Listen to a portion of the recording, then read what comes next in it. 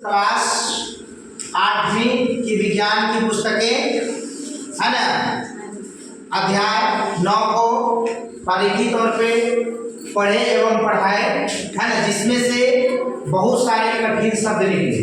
वो कठिन शब्द को मैं अपने श्यामपट पे लिखे और एक आपका उसको पॉइंट डाले जिसका नाम क्या है, महत्वपूर्ण बिंदु है ना। और ये आपका पाठ अध्याय 9 जिसका नाम क्या है, घर्षण। क्या नाम है, घर्षण है ना। इसमें से महत्वपूर्ण बिंदु के रूप में टॉपिक बनाया। इसमें से बहुत सारे आपको पॉइंट मिले।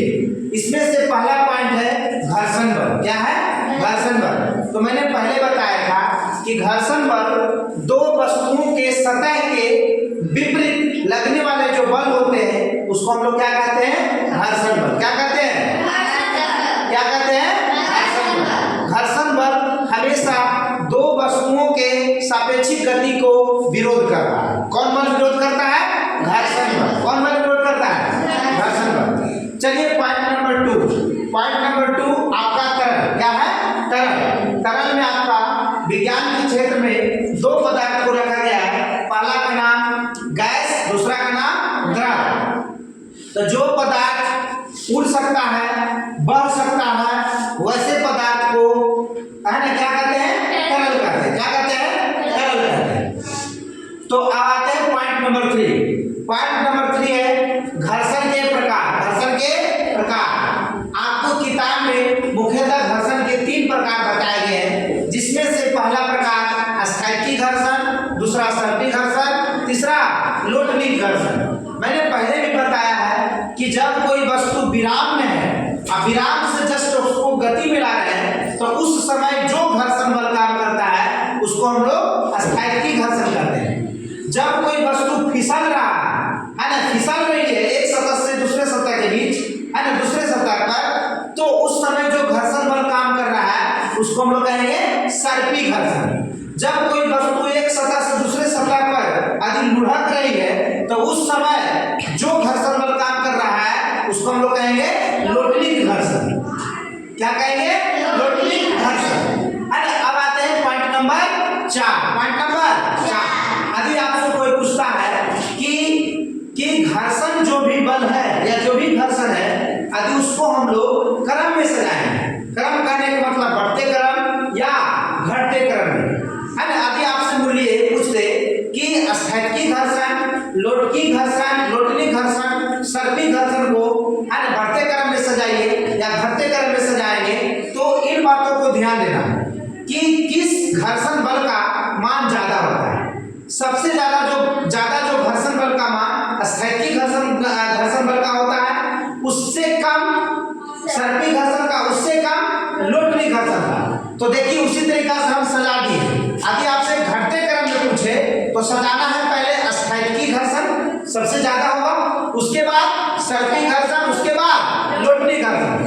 यदि आपको बढ़ते क्रम पूछे तो सबसे पहले सजाना है लोटनिक घर्षण, उसके बाद सर्पी घर्षण, उसके बाद स्थायिकी घर्षण। क्या इसको सजाने में कोई कठिनाइयां नहीं। चलिए अब आते हैं पॉइंट नंबर 5। पॉइंट नंबर 5 यदि आपसे कोई पूछे स्नेहक पदार्थ, तो हम पहले भी बताए थे कि जो पदार्थ घर्षण को कम करता है उसको हम लोग स्नेहक पदार्थ कहते हैं। क्या कहते हैं, स्नेहक पदार्थ। जैसे स्नेहक पदार्थ में बहुत सारा आपको लिख डाले, जैसे पाउडर, क्रीम, तेल, ग्रीज, बॉल बेरिंग, ये सब आपका स्नेहक पदार्थ है। क्या है, स्नेहक पदार्थ है और इसका काम है घर्षण को कम करना। क्या करना, कम करना है ना। आपसे कभी भी कोई पूछ सकता है कि दो स्नेहक पदार्थ का नाम बताएं, तो आप इसमें से किसी भी दो का क्या कर सकते हैं, बता सकते हैं। क्रीम बता दीजिए, ग्रीज बता दीजिए, बॉल बेरिंग बता दीजिए, कुछ भी बता दीजिए और आपका क्या हो जाएगा, स्नेहक पदार्थ का उदाहरण हो जाएगा। और ये क्या करता है, घर्षण कम करता है ना। अब आ जाते हैं पॉइंट नंबर 6। पॉइंट नंबर 6 आपकी विज्ञान की पुस्तकें में, आपका विज्ञान के क्षेत्र में तरल घर्षण है। तो जब दो तरल पदार्थ के सतह के बीच जो वायु जो होंगे, जो उनके बीच घर्षण लगते हैं उसको हम लोग तरल घर्षण कहते हैं। लेकिन साइंस की भाषा में तरल घर्षण को हम लोग कर्षण कहते हैं। क्या कहते हैं? कर्षण। उसी तरीका से मैं लिख दिए कि तरल द्वारा लगाया गया घर्षण बल क्या कहलाता है? कर्षण। क्या कहलाता है? क्या कहलाता है? कर्षण। अब देखिए कि आपका घर्षण निर्भर किस पर करता है ना? तो मुख्य रूप से घर्षण आपका जो पॉइंट नंबर 7 है कि घर्षण किस पे डिपेंड करता है। तो मैंने बताया कि घर्षण आपको 3 चीज पे डिपेंड करते हैं। एक वस्तु की आकृति पे है ना, एक आपका सतह के प्रकृति पे, प्रकृति मतलब गुण पे कि सतह आपका चिकना है कि रुखड़ा है ना, वस्तु की आकृति बेलाकार है, गोलाकार है, आयताकार है, चतुर्भुजाकार है, त्रिभुजाकार है ना, इस तरह की बातों पे निर्भर करता है। तरल की प्रकृति, तरल कैसा है ना, किस प्रकार का तरल है, उस पर वो डिपेंड करता है। कौन डिपेंड करता है? घर्षण। कौन डिपेंड करता है? घर्षण। चलिए अब आते हैं पॉइंट नंबर 8। पॉइंट नंबर 8 आपका विराम।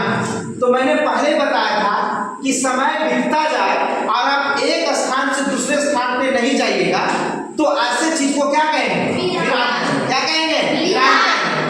यदि हम कहे जाए और एक स्टैंडर्ड परिभाषा दें कि समय के साथ स्थान परिवर्तित नहीं करना क्या कहलाता है? विराम कहलाता है।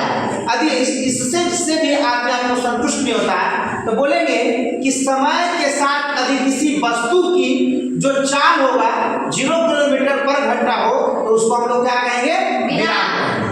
अब आपका पॉइंट नंबर 9, यदि आपका गति करता है, समय बीतता जाए और आप एक जगह से दूसरे जगह स्थान को चेंज कर लेंगे तो वैसे चीज को हम लोग क्या कहेंगे? गति कहेंगे। मतलब समय के साथ स्थान परिवर्तन को क्या कहेंगे?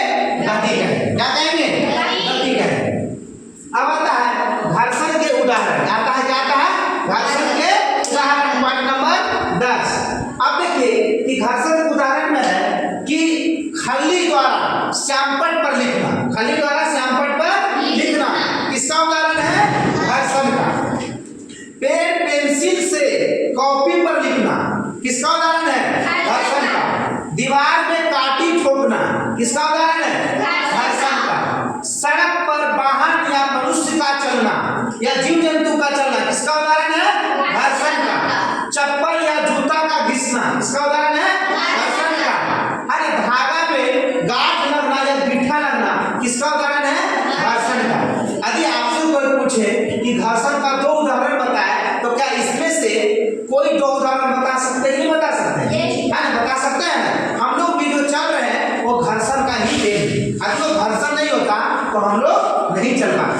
आजकल जो भवन का जो भी निर्माण हो रहा है वो किसके द्वारा? घर्षण का ही उदाहरण है। भवन का निर्माण होना किसका है? घर्षण का ही उदाहरण है।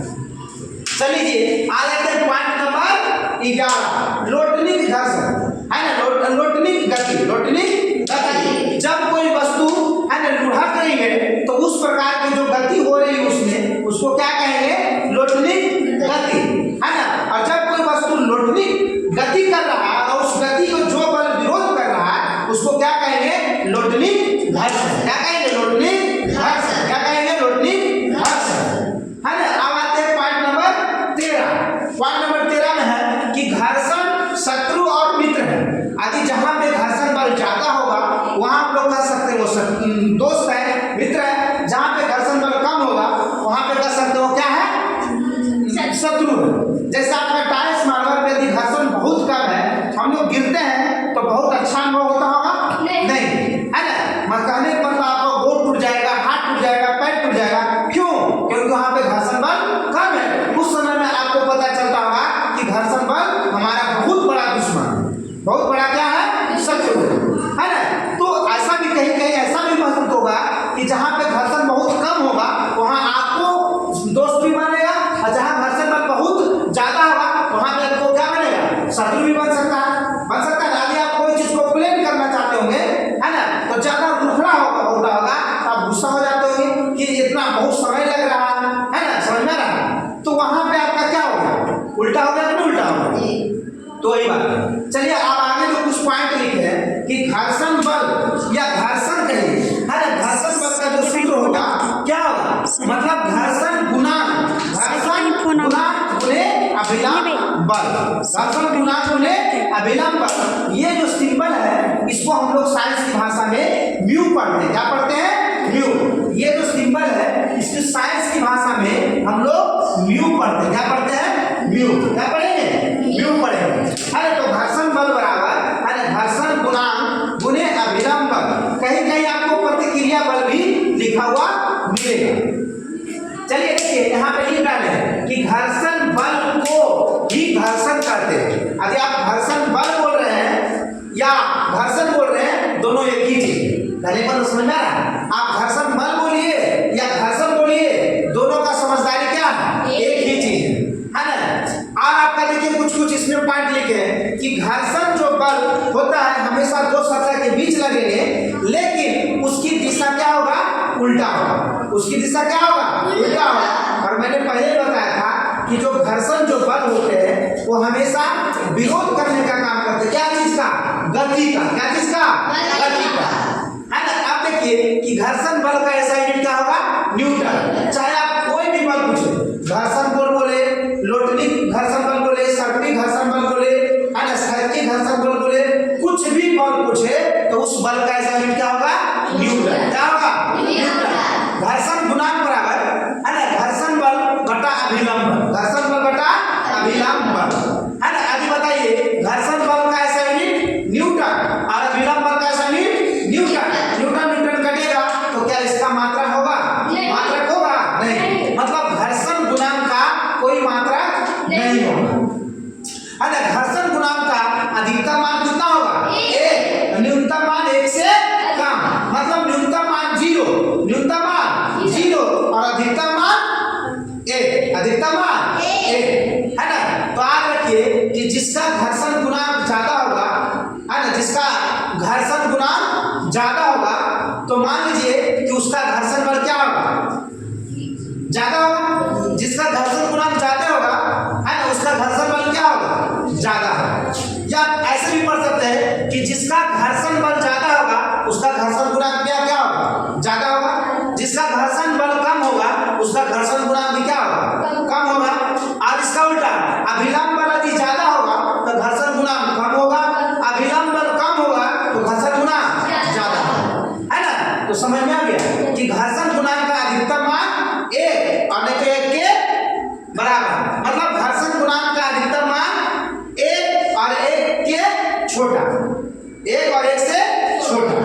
मतलब यदि पूछेगा कि घर्षण गुणांक का अधिकतम मान 1 और घर्षण गुणांक का न्यूनतम मान 1 से छोटा, 1 से कम, है ना। तो क्या इसको समझने में कोई दिक्कत नहीं है ना। आगे देखिए यदि कोई वस्तु पूरब दिशा में गति कर रही है तो घर्षण जो बल होगा वो किस दिशा में लगेगा? पश्चिम दिशा में। यदि कोई वस्तु उत्तर दिशा में गति कर रहा है तो घर्षण बल किस दिशा में लगेगा? दक्षिण दिशा में। क्या इन चीजों को समझने में कठिनाइयां नहीं? क्या छोड़े?